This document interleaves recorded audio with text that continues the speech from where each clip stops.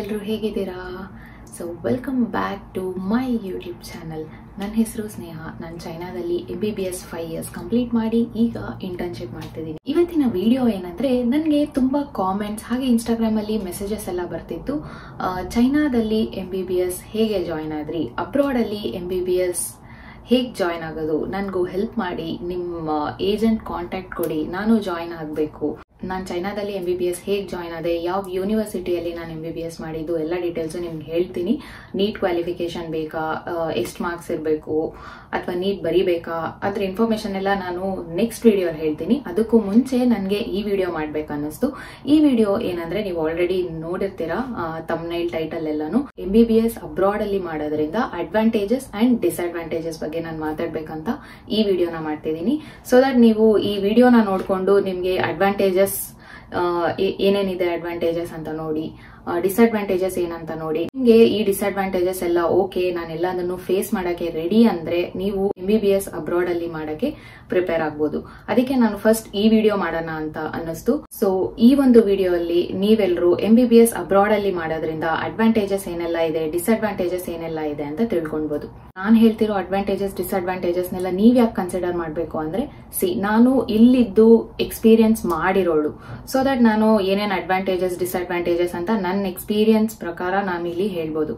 ಅದೇ ನೀವು ಅಲ್ಲಿ ಇಂಡಿಯಾದಲ್ಲಿ ಯಾರೋ ಒಬ್ರು ಈಗ ಹೇಳ್ತಾರೆ, ಈ ಕಾಲೇಜಿಗೆ ಈ ಯೂನಿವರ್ಸಿಟಿಗೆ ಜಾಯ್ನ್ ಆಗು, ಅದು ಚೆನ್ನಾಗಿರುತ್ತೆ, ಫೀಸ್ ಕಮ್ಮಿ ಇರುತ್ತೆ, ಇಲ್ಲಿ ಜಾಯ್ನ್ ಆಗು, ವೀಸಾ ಬೇಗ ಸಿಗುತ್ತೆ, ಫೀಸ್ ಕಡಿಮೆ ಇದೆ ಅಂತ ಅಂದಿದ ತಕ್ಷಣ ನೀವು ಬ್ಲೈಂಡ್ ಆಗಿ ಜಾಯ್ನ್ ಆಗೋದಕ್ಕಿಂತ ಇಲ್ಲಿದ್ದು ಒಬ್ರು ಎಕ್ಸ್ಪೀರಿಯನ್ಸ್ ಆಗಿ ಅವ್ರ ಹತ್ರ ಇಂದ ನೀವು ಅಡ್ವಾಂಟೇಜಸ್ ಡಿಸ್ಅಡ್ವಾಂಟೇಜಸ್ ಏನು, ನೀವು ಜಾಯ್ನ್ ಆಗ್ಬೋದಾ ಬೇಡವಾ ಅಂತ ಕೇಳ್ಕೊಂಡು ಜಾಯ್ನ್ ಆಗೋದ್ರಿಂದ ನಿಮ್ಗೆ ಒಂದು ಹೆಲ್ಪ್ ಆಗುತ್ತೆ ಡಿಸೈಡ್ ಮಾಡೋದಕ್ಕೆ.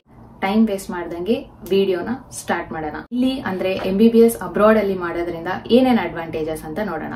First, advantages of studying MBBS in abroad. First thing, less fees.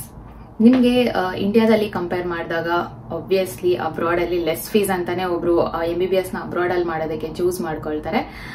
ಅದು ಅಡ್ವಾಂಟೇಜ್ ಅಂತಾನೆ ಬರುತ್ತೆ. ಇಂಡಿಯಾದಲ್ಲಿ ನಿಮ್ಗೆ ಇಯರ್ಲಿ 25 lakhs 30 lakhs ಆತರ ಪೇ ಮಾಡ್ಬೇಕಾಗುತ್ತೆ. ಬಟ್ ಇಲ್ಲಿ ಆತರ ಇಲ್ಲ. 5 to 7 lakhs, ಮ್ಯಾಕ್ಸಿಮಮ್ 7 lakhs ಅಂತ ನಾನ್ ಅನ್ಕೊಂಡಿದೀನಿ.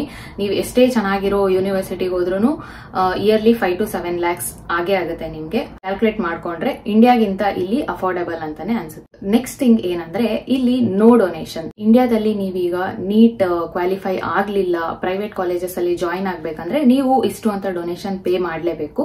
ಆತರ ಇಲ್ಲಿ ಮುಂಚೆನೆ ಡೊನೇಷನ್ ಪೇ ಮಾಡಿ ಸೀಟ್ ಬುಕ್ ಮಾಡ್ಕೊಂಡು ಅದಾದ್ಮೇಲೆ ನಾವು ಫೀಸ್ ಪೇ ಮಾಡಿ ಜಾಯ್ನ್ ಆಗೋ ತರ ಎಲ್ಲ ಇರೋದಿಲ್ಲ. ಡೈರೆಕ್ಟ್ ನಾವು ಅಡ್ಮಿಷನ್ ಅವ್ರು ಏನೇನ್ ನಮ್ಗೆ ಡಾಕ್ಯುಮೆಂಟ್ಸ್ ಕೇಳ್ತಾರೆ, ನಮ್ ಡಾಕ್ಯುಮೆಂಟ್ ವೆರಿಫೈ ಆದ್ಮೇಲೆ ನಾವು ಡೈರೆಕ್ಟ್ ಅಡ್ಮಿಷನ್ ಮಾಡ್ಕೊಳ್ಬಹುದು. ಫಸ್ಟ್ ಇಯರ್ದು ಫೀಸ್ ಎಷ್ಟು, 6 lakhs ಫಸ್ಟ್ ಇಯರ್ ಫೀಸ್ ಅಂದ್ರೆ 6 lakhs ಪೇ ಮಾಡಿ ನಾವು ಫಸ್ಟ್ ಇಯರ್ಗೆ ಜಾಯ್ನ್ ಆಗ್ಬೋದು. So no donation here. ನನಗೆ ಇದೇ ಒಂದು ಮೇಜರ್ ಅಡ್ವಾಂಟೇಜ್ ಅನ್ನಿಸ್ತು. ಯಾಕಂದ್ರೆ ಫೀಸ್ ವೈಸೇ ನಾವು ಯಾವಾಗ್ಲೂ ಅಬ್ರಾಡ್ ಅಲ್ಲಿ ಸ್ಟಡಿ ಮಾಡ್ಬೇಕಾ ಆರ್ ಇಂಡಿಯಾಲೇ ಸ್ಟಡಿ ಮಾಡ್ಬೇಕಾ ಅಂತ ನೋಡ್ತೀವಿ. ಇಂಡಿಯಾ ಅಲ್ಲಿ ಅಷ್ಟೊಂದು ಅಫೋರ್ಡ್ ಮಾಡ್ಬೇಕು, ಮತ್ತೆ ಡೊನೇಷನ್ ಎಲ್ಲ ಪೇ ಮಾಡ್ಬೇಕು. ಫೀಸ್ ಇಯರ್ಲಿ 20-25 lakhs ಅಂದ್ರೆ ಕಷ್ಟ ಆಗುತ್ತೆ. ಅದಕ್ಕೆ ಇದೇ ಒಂದು ಮೇಜರ್ ಅಡ್ವಾಂಟೇಜ್ ಅಂತ ನನಗನ್ಸುತ್ತೆ. ನೆಕ್ಸ್ಟ್ ಥಿಂಗ್ ಏನಂದ್ರೆ, ಲ್ಯಾಂಗ್ವೇಜ್. ನೀವು ಅಬ್ರಾಡ್ ಹೋದ್ಮೇಲೆ ಮಲ್ಟಿಪಲ್ ಲ್ಯಾಂಗ್ವೇಜಸ್ಗೆ ಎಕ್ಸ್ಪೋಸ್ ಆಗ್ತೀರಾ. ಅಂದ್ರೆ ಈಗ ನಾನು ಚೈನಾ ಅಲ್ಲಿ ಇದ್ದೀನಿ. ಚೈನಾದಲ್ಲಿ ಚೈನೀಸ್ ಲ್ಯಾಂಗ್ವೇಜ್ ನಾನು ಕಲೀಲೇಬೇಕು ಹೊರಗಡೆ ಎಲ್ಲ ಮಾತಾಡ್ಬೇಕಂದ್ರೆ. ಸೊ ಚೈನೀಸ್ ಲ್ಯಾಂಗ್ವೇಜ್ ಕಲ್ತಿರ್ತೀನಿ. ಇಲ್ಲಿ ಡಿಫ್ರೆಂಟ್ ಕಂಟ್ರೀಸ್ ಇಂದ ಪೀಪಲ್ ಬಂದಿರ್ತಾರೆ. ಸೊ ಅವ್ರ ಹತ್ರ ಕಮ್ಯುನಿಕೇಟ್ ಮಾಡೋದಕ್ಕೆ ಫ್ರೆಂಡ್ಸ್ ಅಂದ್ಮೇಲೆ ಇವಾಗ ನಿಮ್ ಲ್ಯಾಂಗ್ವೇಜ್ ಅಲ್ಲಿ ಇದನ್ನ ಏನಂತಾರೆ, ನಿಮ್ ಲ್ಯಾಂಗ್ವೇಜ್ ಅಲ್ಲಿ ಇದೇನಂತಾರೆ ಅಂತ ಅವ್ರ ಲ್ಯಾಂಗ್ವೇಜಸ್ ನಾವು ಒಂದ್ ಸ್ವಲ್ಪ ಕಲ್ತ್ಕೊಂತೀವಿ. ಹಾಗೆ ಅವ್ರ ಕಲ್ಚರ್ಸ್ ಬಗ್ಗೆ, ಅವ್ರ ಕಂಟ್ರಿ ಬಗ್ಗೆ, ಅವ್ರು ಹೆಂಗಿರ್ತಾರೆ, ಅವ್ರ ಲೈಫ್ ಸ್ಟೈಲ್ ಏನು, ಅದೆಲ್ಲ ತಿಳ್ಕೊಳ್ಳೋದಕ್ಕೆ ನನಗ್ ಪರ್ಸನಲಿ ಇಷ್ಟ. ಸೊ ನಾನು ಇದು ಅಡ್ವಾಂಟೇಜ್ ಅಂತಾನೆ ತಗೊಂತೀನಿ. ನೆಕ್ಸ್ಟ್, ಸ್ಟಡೀಸ್ಗೆ ನಮ್ಗೆ ಅಷ್ಟೊಂದು ಪ್ರೆಷರ್ ಇರೋದಿಲ್ಲ. ನನ್ಗೆ ಇಂಡಿಯಾದಲ್ಲಿ MBBS ಮಾಡ್ತಿರೋರು ಹೇಳಿದ ಪ್ರಕಾರ ನಾನು ಹೇಳ್ತಿದ್ದೀನಿ. ಅಲ್ಲಿ ಅವ್ರಿಗೆ ತುಂಬಾನೇ ಪ್ರೆಷರ್ ಇರುತ್ತೆ. ಅಷ್ಟು ಓದ್ಬೇಕು, ಇಷ್ಟು ಓದ್ಬೇಕು, ಎಕ್ಸಾಮ್ಸ್ ಮತ್ತೆ ಆಗಾಗ ಟೆಸ್ಟ್ ಎಲ್ಲ ಕಂಡಕ್ಟ್ ಮಾಡ್ತಿರ್ತಾರೆ. ಬಟ್ ಇಲ್ಲಿ ಆತರ ಇರೋದಿಲ್ಲ. ಅಂದ್ರೆ ಓದೋದು ಕಡಿಮೆ ಈಸಿ ಅಂತ ನಾನು ಹೇಳ್ತಿಲ್ಲ. ಅಲ್ಲಿ ಕಂಪೇರ್ ಮಾಡಿದ್ರೆ ಇಲ್ಲಿ ಒಂದ್ ಸ್ವಲ್ಪ ಪ್ರೆಷರ್ ಕಡಿಮೆ ಅಂತ ನನಗ್ ಅನ್ನಿಸ್ತು. ಇಲ್ಲಿ 6 months ಒಂದ್ಸತಿನೇ ಎಕ್ಸಾಮ್ಸ್ ಬರೋದು, ಮಧ್ಯದಲ್ಲಿ ಟೆಸ್ಟ್ ಆತರ ಎಲ್ಲ ಏನೂ ಇರೋದಿಲ್ಲ. ಸೊ ದಟ್ ನಾವು 6 months ಅಲ್ಲಿ ಇಷ್ಟು ಸಬ್ಜೆಕ್ಟ್ಸ್ ನ ಆರಾಮಾಗಿ ಓದ್ಕೊಂಡು ಕ್ಲಿಯರ್ ಆಗಿ ಓದ್ಕೊಂಡು ಎಕ್ಸಾಮ್ಸ್ ನ ಅಟೆಂಡ್ ಮಾಡಬಹುದು ಅಂತ ನನಗನ್ನಿಸ್ತು. ಅಂಡ್ ಸೆಮ್ ವೈಸ್ ಕೂಡ ಅಷ್ಟೇ, ಇಂಡಿಯಾದಲ್ಲಿ ಒಂದ್ ಸೆಮ್ಗೆ ಇಷ್ಟು ಸಬ್ಜೆಕ್ಟ್ಸ್ ಅಂತ ಏನಿರುತ್ತೆ ಅದೇ ತರನೇ ಇಲ್ಲಿ ಫಾಲೋ ಆಗೋದಿಲ್ಲ. ಆದ್ರೂ ಮೆಡಿಕಲ್ ಫೀಲ್ಡ್ ಬಗ್ಗೆ ಐಡಿಯಾ ಇರೋರಿಗೆ ಇದು ಗೊತ್ತಾಗುತ್ತೆ. ಈಗ ಇಂಡಿಯಾದಲ್ಲಿ ಸರ್ಜರಿ, ಮೆಡಿಸನ್ ಅಂದ್ರೆ ಒಂದೇ ಸಬ್ಜೆಕ್ಟ್ ಆಗಿ ನೀವು ಎಕ್ಸಾಮ್ ಬರೀತೀರಾ, ಬಟ್ ಇಲ್ಲಿ ಆತರ ಅಲ್ಲ. ಸರ್ಜರಿಯಲ್ಲೇ ಎಲ್ಲಾ ಸಿಸ್ಟಮ್ಗೂ ಸೆಪರೇಟ್ ಸಬ್ಜೆಕ್ಟ್ ಮಾಡಿರ್ತಾರೆ. ಅಂಡ್ ಇಂಟರ್ನಲ್ ಮೆಡಿಸನ್ ಅಲ್ಲೂ ಸೇಮ್ ಹಾಗೇನೆ.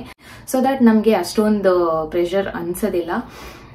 ಅಂಡ್ 6 months ಕೂಡ ಟೈಮ್ ಇರುತ್ತಲ್ಲ, ಆರಾಮಾಗಿ ಓದ್ಕೊಂಡು ಯೂನಿವರ್ಸಿಟಿ ಎಕ್ಸಾಮ್ಸ್ ನ ಕ್ಲಿಯರ್ ಮಾಡ್ತೀವಿ. ಅದರಲ್ಲೂ ಬ್ಯಾಕ್ಲಾಗ್ಸ್ ಇರ್ತಾರೆ ಇಲ್ಲೂನು, ಇಲ್ಲ ಅಂತ ನಾನು ಹೇಳ್ತಿಲ್ಲ. ಈಸಿ ಇಲ್ಲಿ ಓದೋದು ಅಂತ ನಾನು ಹೇಳ್ತಿಲ್ಲ. ಇಂಡಿಯಾದಲ್ಲಿ MBBS ಮಾಡೋರು ಎಷ್ಟು ಓದ್ತಾರೋ ಅಬ್ರಾಡ್ ಅಲ್ಲಿ ಮಾಡೋರು ಅಷ್ಟೇ ಓದ್ಬೇಕು. ಬಟ್ ಏನಂದ್ರೆ ಇಲ್ಲಿ ಸಿಸ್ಟಮ್ ವೈಸ್ ಈ ತರ ಡಿವೈಡ್ ಮಾಡ್ತಾರಲ್ಲ, ಅದಕ್ಕೆ ನನಗೆ ಈಸಿ ಅನ್ನಿಸ್ತು ಅಷ್ಟೇ. ನೆಕ್ಸ್ಟ್, ನಿಮ್ಮ ಲೈಫ್ ಸ್ಟೈಲ್. ಆಬ್ವಿಯಸ್ಲಿ ನಮ್ ಮನೆ ಬಿಟ್ಟು ಬೇರೆ ಕಂಟ್ರಿಗೆ ಹೋದಾಗ ನಮ್ ಲೈಫ್ ಸ್ಟೈಲ್ ಚೇಂಜ್ ಮಾಡ್ಕೊಂತೀವಿ ನಾವೇ. ನನಗ್ ಪರ್ಸನಲಿ ಅಬ್ರಾಡ್ ಬಂದಿದ್ದಾದ್ಮೇಲೆ ಲೈಫ್ ಸ್ಟೈಲ್ ಇಂಪ್ರೂವ್ ಆಗ್ತಿದೆ. ಇಲ್ಲಿ ಎಲ್ಲಾರನ್ನೂ ನೋಡಿ, ಇಲ್ಲಿ ಚೈನೀಸ್ ಪೀಪಲ್ದು ಲೈಫ್ ಸ್ಟೈಲ್ ತುಂಬಾನೇ ಚೆನ್ನಾಗಿರುತ್ತೆ. ಅವ್ರು ಪ್ರಾಪರ್ ಟೈಮ್ಸ್ ನ ಫಾಲೋ ಮಾಡ್ತಾರೆ. ಬೆಳಗ್ಗೆ ಈಗ 8ಗೆ ನಮ್ಗೆ ಕ್ಲಾಸ್ ಇದ್ರೆ ನಾವು 8:1 or 8:2ಗೆ ಡೋರ್ಸ್ ಕ್ಲೋಸ್ ಮಾಡ್ತಾರೆ. ಕ್ಲಾಸ್ ಒಳಗಡೆ ಅಲೋನು ಮಾಡೋದಿಲ್ಲ. ಸೊ ಪ್ರಾಪರ್ ಪಂಕ್ಚುಯಾಲಿಟಿ ಇರುತ್ತೆ ಟೈಮಿಂಗ್ಸ್ಗೆಲ್ಲ. ಇಲ್ಲಿ ಆತರ ಚಿಕ್ಕ ಲೈಫ್ ಸ್ಟೈಲ್ಸ್ ಎಲ್ಲ ಚೇಂಜ್ ಆಗುತ್ತೆ. ಸೊ ಅದು ಒಂದು ಅಡ್ವಾಂಟೇಜ್ ಅಂತ ಅನ್ಕೊಂಡಿದೀನಿ. Next thing, freedom to explore. ಇದು ಒಂದು ನನಗೆ ಮೇಜರ್ ಅಡ್ವಾಂಟೇಜ್. ನನಗೆ ಹೊರಗಡೆ ಪ್ಲೇಸಸ್ ನೆಲ್ಲ ಎಕ್ಸ್ಪ್ಲೋರ್ ಮಾಡಬೇಕು, ಇಲ್ಲಿನ ಪೀಪಲ್ ಬಗ್ಗೆ ತಿಳ್ಕೊಳ್ಬೇಕು, ಡಿಫ್ರೆಂಟ್ ಕಂಟ್ರಿ ಪೀಪಲ್ ಬಗ್ಗೆ ಎಲ್ಲ ತಿಳ್ಕೊಳ್ಬೇಕು ಅಂತ ನನಗೆ ತುಂಬಾ ಇಂಟ್ರೆಸ್ಟ್ ಇದೆ. ಆತರ ಇಂಟ್ರೆಸ್ಟ್ ಇರೋರಿಗೆ ಅದು ಒಂದು ಅಡ್ವಾಂಟೇಜ್ ಆಗುತ್ತೆ. ಇನ್ನೊಂದೇನಂದ್ರೆ ಇಲ್ಲಿ ಮಂಡೇ ಟು ಫ್ರೈಡೆ ಅಷ್ಟೇ ಕ್ಲಾಸಸ್ ಇರುತ್ತೆ. ಸ್ಯಾಟರ್ಡೆ ಅಂಡ್ ಸಂಡೇ ಹಾಲಿಡೇ ಇರುತ್ತೆ. ಅದು ಇಂಟರ್ನ್ಶಿಪ್ ಆಗಿರ್ಲಿ, ನಮ್ಗೆ ಕ್ಲಾಸಸ್ ಆಗಿರ್ಲಿ, ಸ್ಯಾಟರ್ಡೆ ಅಂಡ್ ಸಂಡೇ ಹಾಲಿಡೇ ಇರುತ್ತೆ. ಫೈನಲ್ ಇಯರ್ಸ್ಗೆ ಬಂದಾಗ ಪೋರ್ಷನ್ಸ್ ಕಂಪ್ಲೀಟ್ ಆಗಿಲ್ಲ ಅಂದಾಗ ಮಾತ್ರ ಸ್ಯಾಟರ್ಡೆ ಸಂಡೇಸ್ ಕೂಡ ಕ್ಲಾಸಸ್ ಇತ್ತು, ಇಲ್ಲ ಅಂತಲ್ಲ. ಬಟ್ ತುಂಬಾ ಫಸ್ಟ್ ಇಂದ 4th year ವರ್ಗು ಆತರ ತುಂಬಾ ಏನು ಪ್ರೆಷರ್ ಇರಲಿಲ್ಲ. ಮಂಡೇ ಟು ಫ್ರೈಡೆ ಕ್ಲಾಸಸ್ ಇರ್ತಿತ್ತು, ಸ್ಯಾಟರ್ಡೆ ಸಂಡೇ ಇರ್ತಿರ್ಲಿಲ್ಲ. ಈವ್ನಿಂಗ್ ಕ್ಲಾಸಸ್, ನೈಟ್ ಕ್ಲಾಸಸ್ ಎಲ್ಲಾನು ಇಲ್ಲೂ ಇರ್ತಿತ್ತು, ಪೋರ್ಷನ್ಸ್ ಎಲ್ಲ ಕಂಪ್ಲೀಟ್ ಮಾಡ್ಬೇಕು ಅಂತ. ಅದರಲ್ಲೂ ನಾವು 3 years ಕೋವಿಡ್ ಟೈಮಲ್ಲಿ ಇಂಡಿಯಾದಲ್ಲಿ ಇದ್ದಾಗ ಅವಾಗ ನಾವೇನು ಲ್ಯಾಬ್ಸ್ ಎಲ್ಲ ಏನ್ ಕಂಪ್ಲೀಟ್ ಮಾಡಿರ್ಲಿಲ್ಲ, ಅದೆಲ್ಲ ಇಲ್ಲಿ ಬಂದ್ಮೇಲೆ ಕಂಪ್ಲೀಟ್ ಮಾಡಿಸ್ಕೊಂಡ್ರು ನಮ್ಗೆ. ಆಗ ಸ್ಯಾಟರ್ಡೆ ಸಂಡೇ ಎಲ್ಲಾನು ಹೋಗ್ತಿದ್ವಿ. ಒಂದು ಟೈಮಲ್ಲಿ ನಮ್ಗೆ ತುಂಬಾ ಹೆಕ್ಟಿಕ್ ಅನ್ನಿಸ್ತು, ಇಲ್ಲ ಅಂತಲ್ಲ. ಬಟ್ ಅದು 3 years ನಾವು ಮನೇಲಿ ಇದ್ವಲ್ಲ, ಅದಕ್ಕೋಸ್ಕರ ಇಲ್ಲಿ ಬಂದ್ಮೇಲೆ ಅದೆಲ್ಲ ಕಂಪ್ಲೀಟ್ ಮಾಡೋದಕ್ಕೆ ಆತರ ಅನ್ನಿಸ್ತು ಅಷ್ಟೇ. ಅದರ್ವೈಸ್ ಸ್ಯಾಟರ್ಡೆ ಸಂಡೇ ನಮ್ಗೆ ಆಫೇ ಇರುತ್ತೆ. ಸ್ಯಾಟರ್ಡೆ ಸಂಡೇ ನೀವು ಹೋಗಿ ಪ್ಲೇಸಸ್ ನ ಎಕ್ಸ್ಪ್ಲೋರ್ ಮಾಡಬಹುದು, ಆರ್ ಆರಾಮಾಗಿ ರೆಸ್ಟ್ ಮಾಡಬಹುದು, ಆರ್ ಸ್ಟಡಿ ಮಾಡಬಹುದು ನಿಮ್ಗೆ ಎಕ್ಸಾಮ್ಗೆ. ನೆಕ್ಸ್ಟ್, ನಿಮ್ಗೆ ಸ್ಟಡೀಸ್ ಅಲ್ಲೇ ಮಾತ್ರನೇ ಅಲ್ಲ, ಇಂಟರ್ನ್ಶಿಪ್ ಅಲ್ಲೂ ಕೂಡ ಇಂಡಿಯಾದಲ್ಲಿ ಮಾಡ್ತಿರೋ ಇಂಟರ್ನ್ಸ್ ಇರೋಷ್ಟು ಪ್ರೆಷರ್ ಇಲ್ಲಿ ಅಬ್ರಾಡ್ ಅಲ್ಲಿ ಇಂಟರ್ನ್ಸ್ ಗೆ ಇರೋದಿಲ್ಲ. ನಾರ್ಮಲ್ ಮಾರ್ನಿಂಗ್ 8 to ಈವ್ನಿಂಗ್ 4 ವರ್ಗೂ ಇರುತ್ತೆ ಇಂಟರ್ನ್ಶಿಪ್. ಹಿಸ್ಟ್ರಿ ಎಲ್ಲ ಬರ್ಸ್ತಾರಲ್ಲ, ಆತರ ಎಲ್ಲ ನಮ್ಗೆ ಇಲ್ಲಿ ಮಾಡೋದಕ್ಕೆ ಕೊಡೋದಿಲ್ಲ.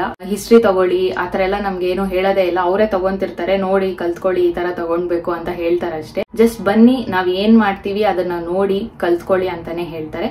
ಮನೇಲಿ ನೀವು ಫರ್ದರ್ ಬೇರೆ ಎಕ್ಸಾಮ್ಸ್ಗೆ ಓದ್ಕೊಳ್ಬಹುದು ಅಂತ ನನಗನ್ನಿಸ್ತು. ಸೊ ಇದು ಒಂದು ಅಡ್ವಾಂಟೇಜ್. ಇಲ್ಲೂ ಇಂಟರ್ನ್ಶಿಪ್ 365 days ಕಂಪ್ಲೀಟ್ ಮಾಡಿರ್ಲೇಬೇಕು.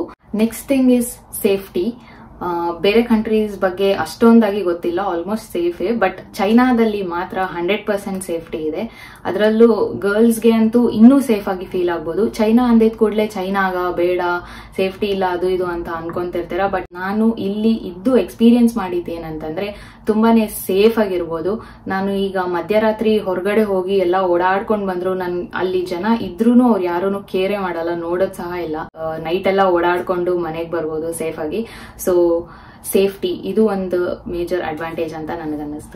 ನೆಕ್ಸ್ಟ್ ಅಡ್ವಾಂಟೇಜ್ ಏನಂದ್ರೆ ಇಲ್ಲಿ ನಮ್ಗೆ ಕ್ಲಾಸಸ್ ತಗೊಳ್ಳೋ ಪ್ರೊಫೆಸರ್ಸ್ ಎಲ್ಲಾನು ಬೇರೆ ಕಂಟ್ರಿ ಅಂದ್ರೆ ಲಂಡನ್, ಇಟಲಿ ಅಲ್ಲೆಲ್ಲ ಕ್ವಾಲಿಫೈ ಆಗಿ ಆ ಪ್ರೊಫೆಸರ್ಸ್ ಎಲ್ಲರೂ ನಮ್ಮ ಹತ್ರ ತುಂಬಾನೇ ಫ್ರೆಂಡ್ಲಿ ಆಗಿರ್ತಾರೆ. ಅವ್ರ ಕಾಂಟ್ಯಾಕ್ಟ್ ಕೂಡ ನಮ್ಗೆ ಕೊಟ್ಬಿಡ್ತಾರೆ. ಅವ್ರ ಕಾಂಟ್ಯಾಕ್ಟ್ ಇಮೇಲ್ ಎಲ್ಲಾನು ನಮ್ಗೆ ಕೊಡ್ತಾರೆ.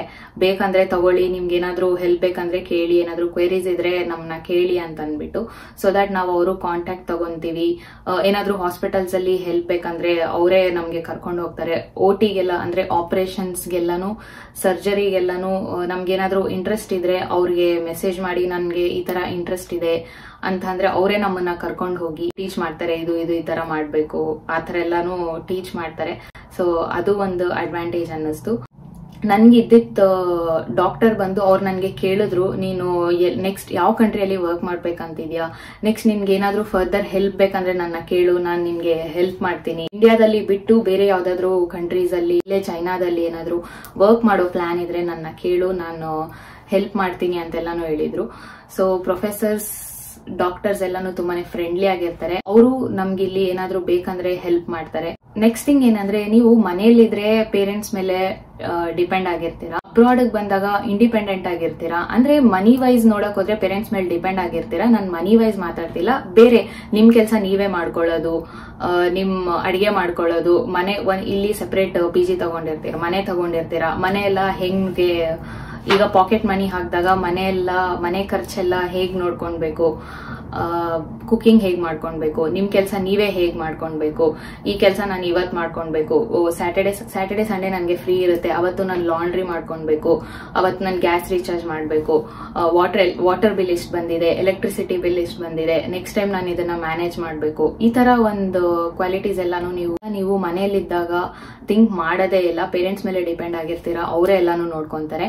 ಅದೇ ಈ ತರ ಅಬ್ರಾಡ್ ಬಂದು ಒಬ್ರೇ ಇದ್ದಾಗ ಇದನ್ನೆಲ್ಲಾನು ನೀವೇ ಸ್ಟಾರ್ಟಿಂಗೇ ಕಲಿಯೋದಕ್ಕಾಗಲ್ಲ. ಹೋಗ್ತಾ ಎಕ್ಸ್ಪೀರಿಯನ್ಸ್ ಆಗ್ತಾ ನೀವೇ ಕಲ್ತ್ಕೊಂತೀರಾ.